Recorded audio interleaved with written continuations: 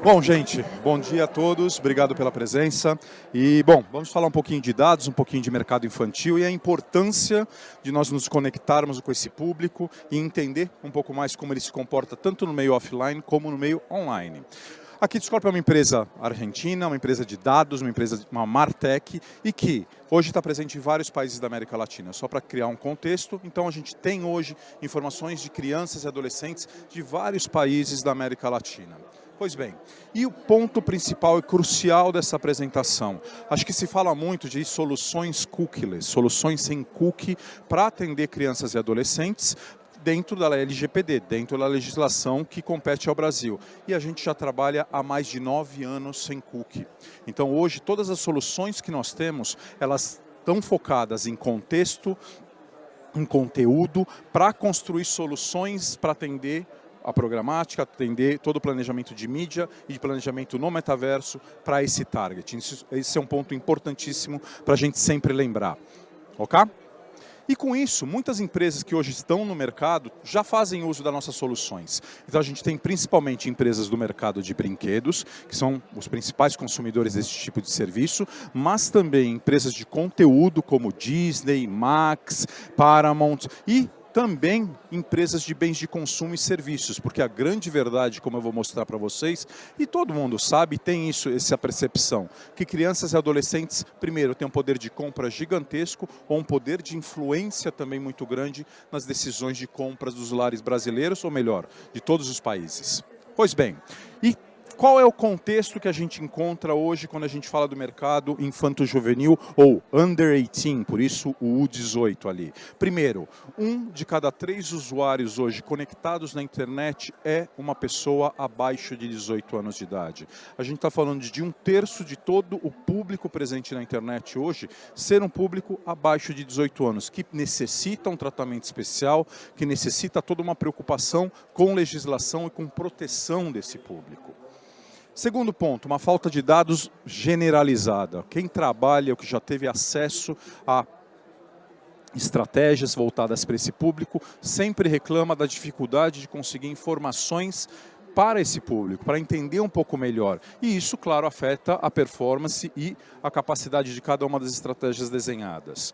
Como terceiro ponto, como eu comentei, eles têm um poder de influência na compra gigantesco. Existem algumas categorias que chegam a 95% da decisão de compra ser decidida por pessoas, ou por adolescentes, ou por crianças abaixo de 18 anos de idade dentro das compras dos lares brasileiros. E por último, isso acaba impactando na forma que o mercado publicitário, que o mercado de marketing também trabalha.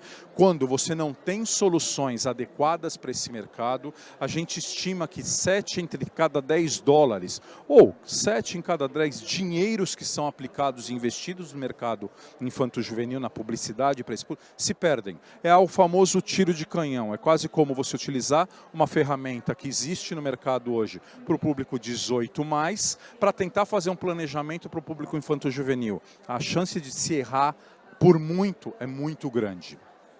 Ok? E dentro desse contexto todo, o nosso grande objetivo é entender desde como eles descobrem seus gostos e interesses, porque entender tudo isso faz parte das informações que são necessárias para desenhar uma estratégia coerente para eles, que também a gente precisa explorar os seus desejos, como entender seus desejos, de onde se originam os desejos desse público, qual é o papel deles na influência na compra familiar ou na compra utilizando dinheiro próprio, porque também eles têm dinheiro próprio. E, por fim, né, criar vínculos com marcas e produtos. Por quê? No fundo, o nosso objetivo é sustentar e manter o nível de satisfação e engajamento desse target com marcas e serviços. É por isso que a gente está aqui nesse evento hoje, tá? Para todo mundo entender como fazer isso de uma maneira coerente e eficiente. E isso passa por alguns pontos de contato, alguns pontos do funil de compra, vamos dizer assim, para esse público. O primeiro deles de pré-compra, quando a gente está falando de entender o contexto, entender quais são as promoções, produtos adequados, ter um posicionamento de marca adequado. Na hora da compra também otimizar os canais de distribuição, fazer um trabalho correto de vendas também voltado para esse público, ter uma eficiência na estratégia de comunicação com criatividade e com irreverência, ter um reconhecimento de marca e, por fim, um pós-compra, que é fortalecer esse vínculo, como eu comentei anteriormente, e também criar estratégias de experiências de pós-compra para manter o engajamento com as marcas que existem no mercado. E para tudo isso a gente tem que colocar na cabeça que opinião não é fato. Hoje o que existe no mercado, e é um consenso geral, todo mundo tem uma opinião da maneira correta de trabalhar com esse target. Quando na verdade a gente tem que entender que dados são essenciais para a tomada de decisão correta para esse público. E como isso, primeiro, pode acontecer? Primeiro, tendo um conhecimento, tendo uma base de dados muito robusta, muito forte. Então, por exemplo, existe dentro da Kids Corp uma base de dados chamada Ask Kids, que é uma pesquisa online voltada para crianças e famílias, onde hoje a gente mensura inúmeras informações, não só de consumo, mas de comportamento também desse target, que é 100% interativa, está em conformidade com a LGPD. O que eu quero dizer, existe controle parental, existe autorização parental para que as crianças e adolescentes participem dessa pesquisa. Além disso, a gente tem uma parte contextual também, onde a gente, por aplicativos, consegue validar todas as respostas que estão sendo dadas, que é o famoso o que se fala é o que se faz também, a gente consegue ver tudo isso e também trabalha com esses dados de maneira a enriquecê-los e tornar esses dados acionáveis, tá? Hoje, no Brasil, como eu mencionei, a gente trabalha com crianças e adolescentes, existe esse banco de dados para crianças e adolescentes, que são algo como 13 mil crianças e adolescentes, e famílias, e 3 mil famílias no Brasil. Então, a gente tem uma compreensão bastante grande, não só de como pais e tutores atuam, mas como também essas crianças atuam. E isso também vale para a América como um todo, essas informações e o tamanho das amostras que nós trabalhamos. Temos 4 questionários anuais, e só para a gente ter uma ideia, se a gente tem 16 mil respondentes por ano em 4 questionários, a cada questionário são 4 mil pessoas respondendo. Como comparação, uma pesquisa para intenção de voto no Brasil para presidente trabalha com uma amostra de 2 a 2 mil respondentes. Então isso mostra a robustez da pesquisa e o quanto isso agrega realmente conhecimento em relação a esse target, tá? Então, falando um pouco deles, entendendo um pouco que tipo de informações a gente precisa. Quem são eles? Primeira coisa, a gente tem uma população no Brasil da ordem de 213 milhões de pessoas, sendo que o público de 3 a 18 anos de idade, o público infanto-juvenil, é da casa de 47 milhões de pessoas. Como ordem de tamanho, a gente está falando uma população do estado de São Paulo, por exemplo. São Paulo tem 44 milhões de pessoas. E dessa população, a população conectada, a população que está na internet, que representa algo como 70% desse target, é de 33 milhões. Também, como comparação, a grande São Paulo possui algo como 20 milhões de habitantes. Então a população infanto-juvenil no Brasil é 1,5 vezes a população da grande São Paulo. Ou melhor, é a somatória da população do segundo e do terceiro estados mais populosos do Brasil, Minas Gerais e Rio de Janeiro. Os dois juntos dão algo como 36 milhões de pessoas. Então é muita gente, é um poder de consumo gigantesco e não conhecê-los e não trabalhar com eles é uma falha estratégica sem dúvida nenhuma de qualquer empresa. E quem são eles? Muito balanceado, muito equilibrado, meninas e meninos, na ordem de 50% para cada um dos gêneros. Faixas etárias também bastante equilibrada, cada idade tem algo como 7 a 8%.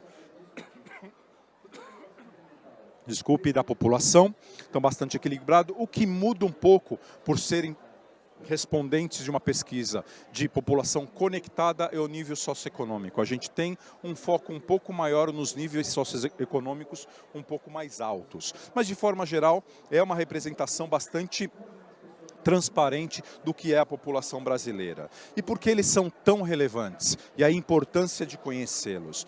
Como eu falei, o poder de compra e influência é gigantesco, aonde existem categorias, e aqui é um ponto engraçado e interessante de a gente ver, aonde, claro, são super usuais e tranquilas de se pensar que crianças têm um poder de compra muito grande, como brinquedos, como roupas, com 22 e 31% do poder de decisão tomado por crianças. Mas entender, por exemplo, que eles, não poder de compra, utilização do dinheiro, que eles utilizam seu dinheiro, por exemplo, para maquiagem, 11 11% do target. Livros, artigos escolares, cabeleireiro. Então são categorias que usualmente não são categorias onde as crianças têm uso, não se pensa que as crianças e adolescentes fazem uso do dinheiro, e sim, hoje são categorias super importantes para a utilização desse dinheiro que eles têm. E um dado também que é bastante relevante, que a partir dos 6 anos de idade hoje, a gente sabe que crianças já possuem dinheiro próprio. Então há algo também para se pensar quando se pensa numa estratégia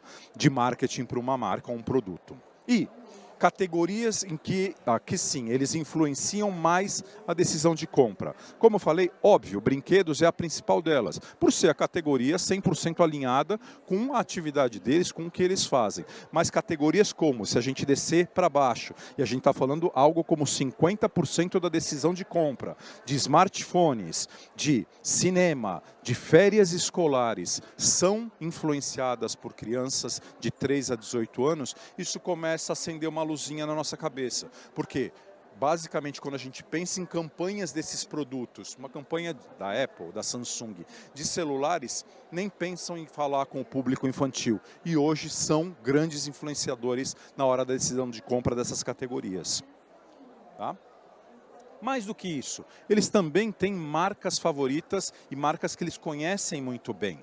Então, para fazer isso, a gente pergunta também: quais são os critérios que vocês levam em consideração para ter uma marca favorita? Então, os 2 primeiros dele. Quando a gente fala do público infanto-juvenil, não existe decisão de compra que não passe por fazer esse público se sentir feliz e ser divertido, ser algo inovador, ser algo irreverente. Qualquer outro tipo de comunicação que a gente utilize, outros critérios, como por exemplo, se a gente olhar também para a lista, para baixo, que eventualmente são critérios que a gente acredita que são super relevantes para esse público, como ser recomendado por celebridades, ser uma marca responsável com o meio ambiente. Não necessariamente são critérios decisivos na hora da compra. São critérios, sim, que diferenciam as marcas, mas não necessariamente que fazem com que uma criança ou um adolescente decida por aquela marca. E se a gente lembrar algumas campanhas de marcas que falam com esse target, existe uma tendência muito forte, eventualmente, a se utilizar esse discurso acreditando que ele é correto e super impactante. Não é. Ser feliz e se sentir e ser divertido é muito mais impactante, muito mais relevante do que qualquer outro critério que uma marca venha a utilizar. Isso faz também com que outro ponto seja relevante. Crianças e adolescentes não olham e não se importam somente com marcas infantis.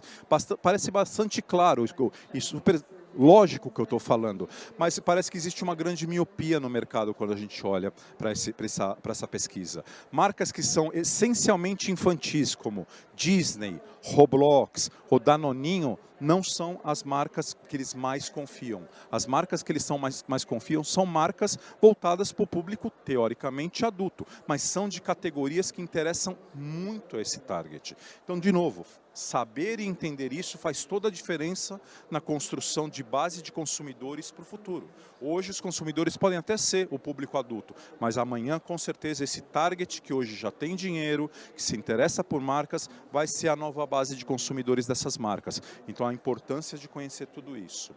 Isso faz também com que marcas que eles confiam e cruzando essa informação com marcas favoritas, crie um cenário, um framework, onde a gente tem claramente marcas onde atingem o ponto realmente nevrálgico da coisa. Como Adidas e YouTube, hoje no Brasil, são as marcas que eles mais confiam e as marcas que eles mais querem do lado dele. Por quê? Entregam toda a parcela de diversão, de conteúdo, de mensagem, que interessa a eles de uma forma lúdica, como eles querem receber. Pois bem, público super interessante, que tem dinheiro, mas aonde que eles estão? Onde a gente encontra esse público? Outro também paradigma que a gente precisa quebrar e que fique muito claro. Basicamente, o online tem uma prevalência absurda da presença desse target. Se a gente pesquisar e olhar as informações em relação às principais atividades que esse público faz fora da escola, as primeiras atividades offline, ou seja, de vida realmente real, como por exemplo desenhar e pintar, estão em 8º lugar na decisão de atividades a fazer. Todas as 7 primeiras são atividades online. E O mais importante, assistir TV é a 11ª atividade. Então, alguém que hoje se propõe a conversar com esse target e pense que TV é o principal meio para fazê-lo, está errando de uma maneira muito crassa. Claro, as crianças estão lá? Óbvio que elas estão, porque tem os seus programas e também vem com os pais e tutores, mas que não passa nem de perto como o principal lugar ou principal atividade que elas queiram fazer fora da escola, no tempo livre delas.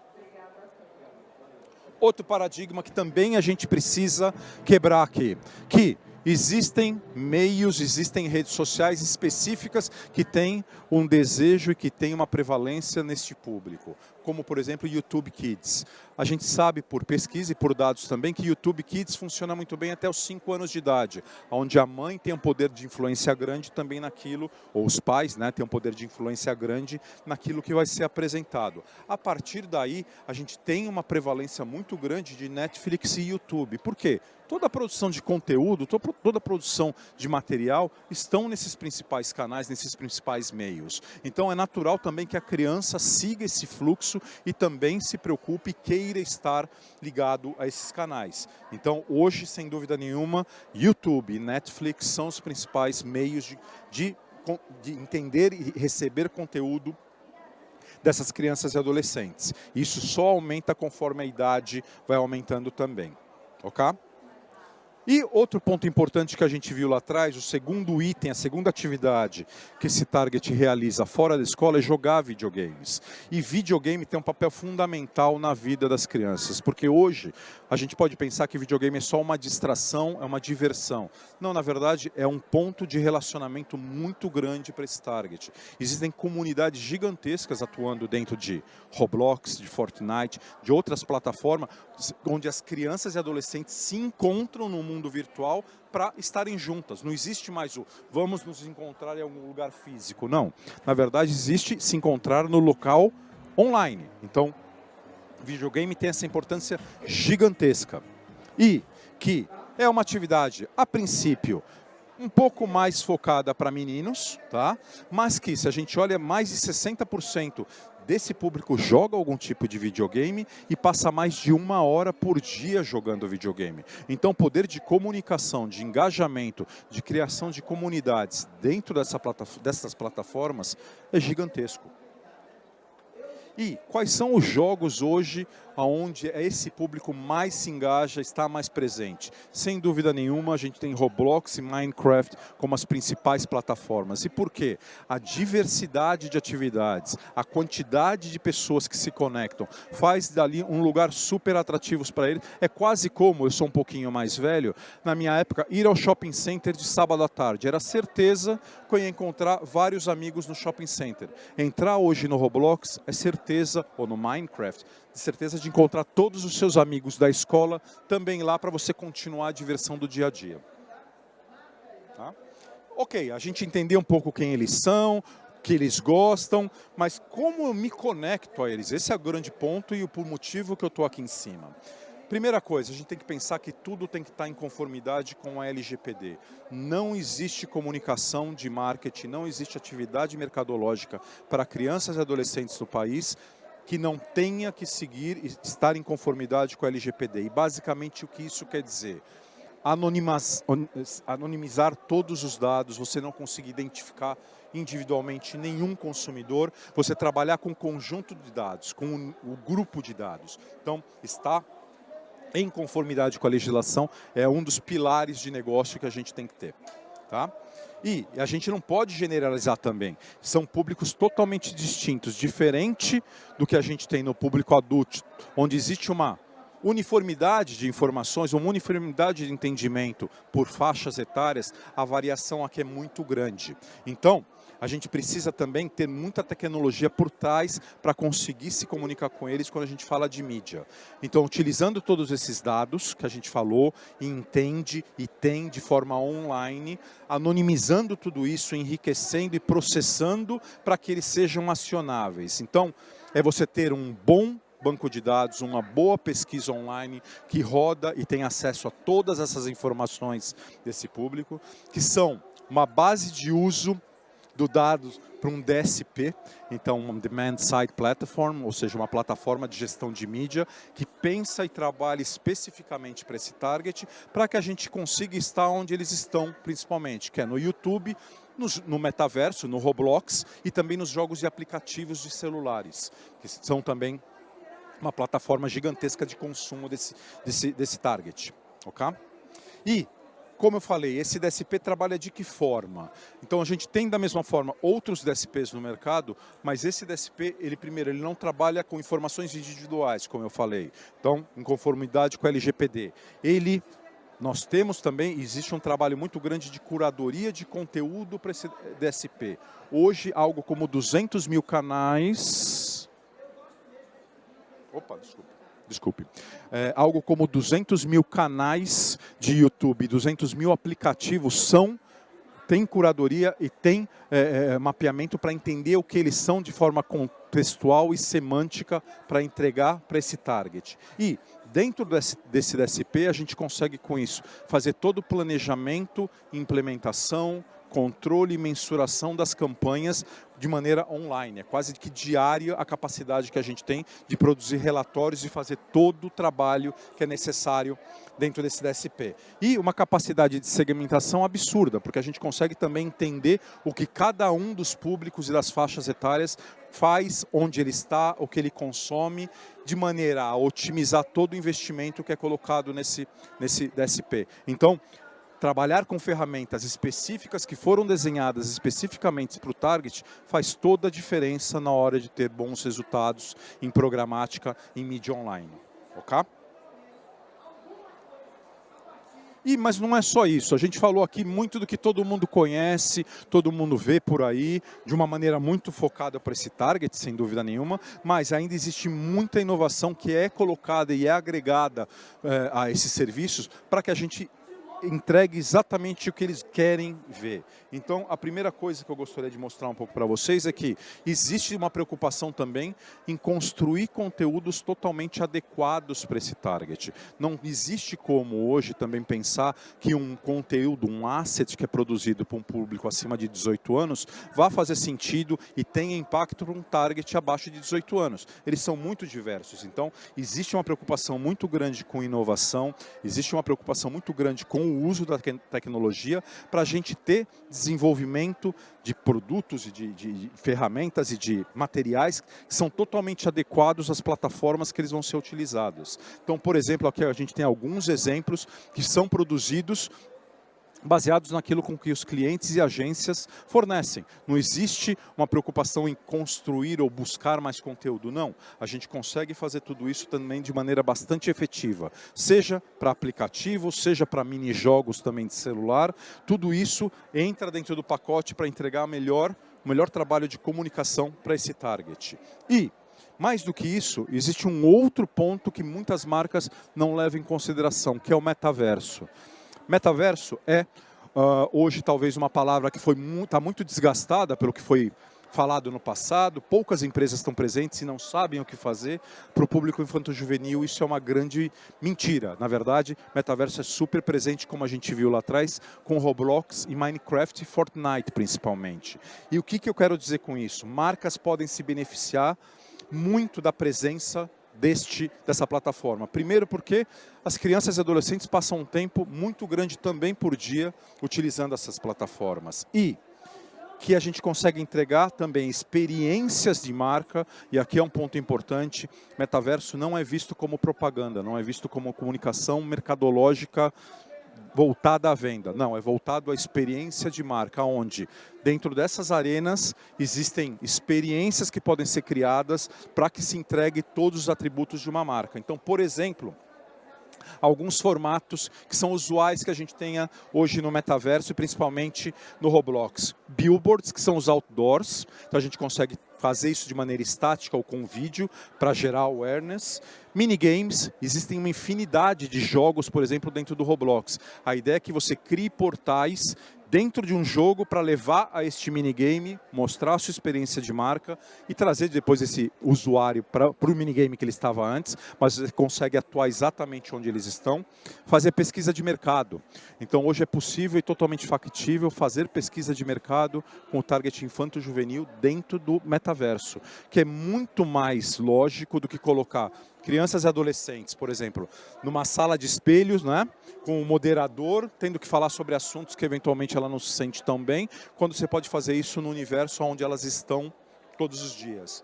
E por fim, também, que é o suprassumo disso, é ter experiência de marca em arenas. Então você criar arenas de brand experience, onde você gera e cria comunidades. Então, algumas marcas hoje, e eventualmente marcas que não anunciam para o público infantil, como por exemplo aqui a imagem que a gente tem, é de Nesquik, uma marca da Nestlé, que tem uma arena gigantesca dentro do Roblox, anual. Ela é perene, todo de período, em tempos ela vai mudando de cara para atender as temporadas do ano.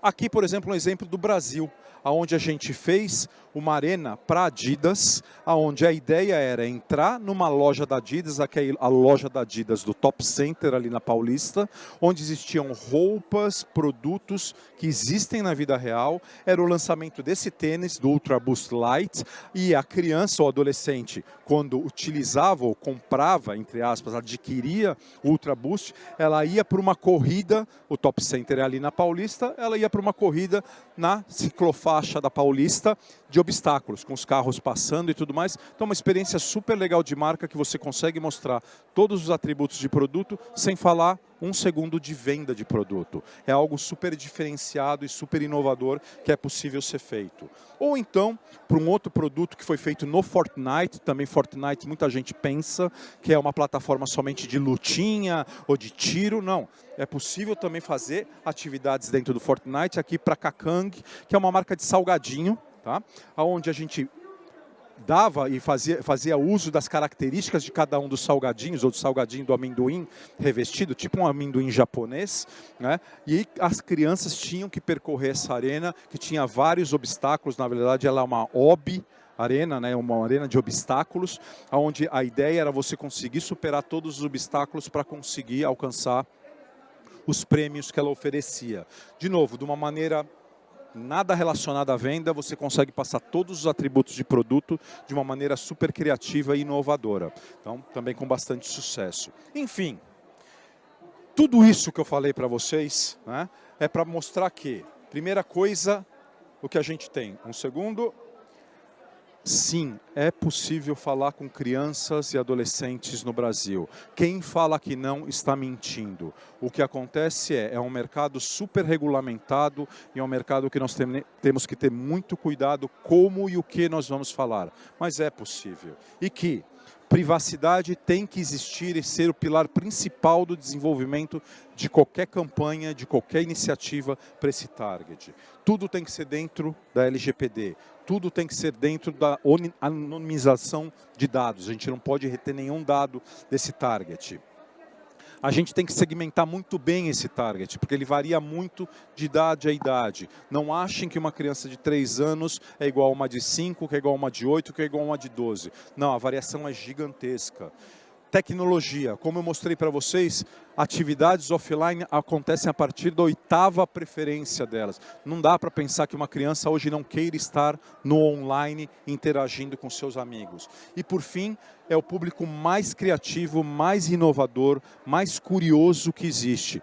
Trabalhar com formatos tradicionais não vai entregar o mesmo resultado que a gente espera para um público como o público adulto. Ok? E é isso, então. Para quem se interessar, a gente tem o QR Code aqui para baixar a apresentação. A gente tem um stand também aqui. Lá, claro, a gente vai ter mais tempo para mostrar tudo que a gente faz e tirar todas as dúvidas. E eu agradeço o tempo de vocês para a gente poder conversar um pouco sobre esse assunto. Obrigado.